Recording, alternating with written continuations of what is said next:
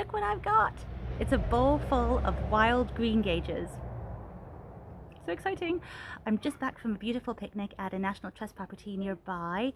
National Trust properties tend to be these beautiful old stately homes that have been opened up to the public, so you can go and wander them and see the gorgeous gardens. And this one actually had a huge mulberry tree which was just full of fruit, which weren't ripe yet, but they will be, so I might go back and try some in the coming months. It was literally dripping with fruit, amazing. And it had like a gorgeous old orchard, all kinds of things. But then it also had an area around the back. You could go like on a little woodland walk, and that was full of these beautiful hedgerows which were covered with plums that were all heavy with fruit in all sorts of colors. There were like the red ones, yellow ones, and green ones. And I wasn't sure if these ones were ripe when I first saw them. These ones were the ones that were closest, the only ones within reach. The other ones were in really tall trees, and you know, you had to get through lots of shrubbery and lots of thorny brambles and things, but this one was actually within reach. And I felt them, and they just had a bit of give to them, and then we tasted them, and they were just sweetness. They were just bursting with sweetness and juice and deliciousness. And so yeah, we got ourselves some. So nice. And I do think that they are wild greengages, because having looked at the different ones they could be, there's some things called bullaces, I think, and there's also sloes, damsons, all kinds of things. They all tend to ripen later on in the year. The sloes, actually, you harvest them or you pick them once you've had a first frost, because then they get the sweetest and you use them in all kinds of fun things. I've picked them before, but that's really a winter berry.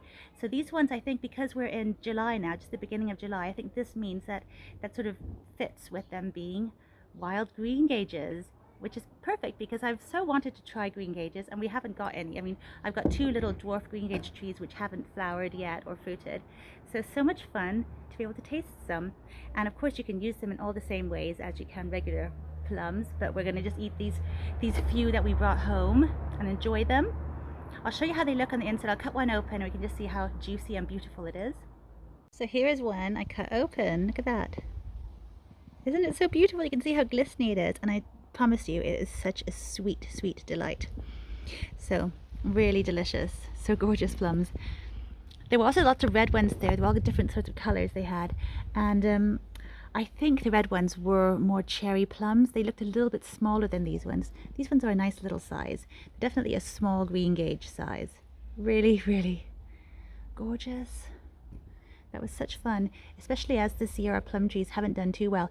In fact, my plum tree, my Victoria plum, which did fruit last year, hasn't done so this year, and this year I've given it a really big prune.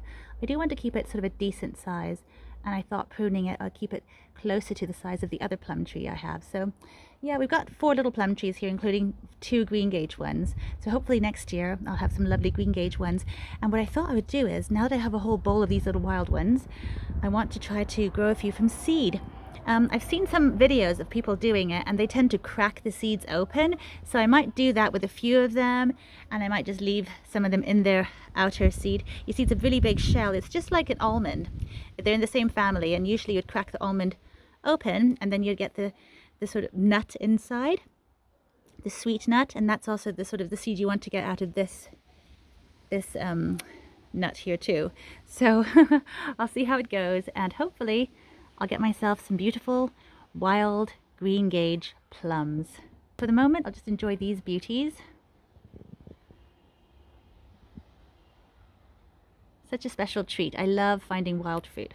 So thank you so much for watching. I hope you can find some wild fruit in your area, and I will see you next time. Till then, bye for now.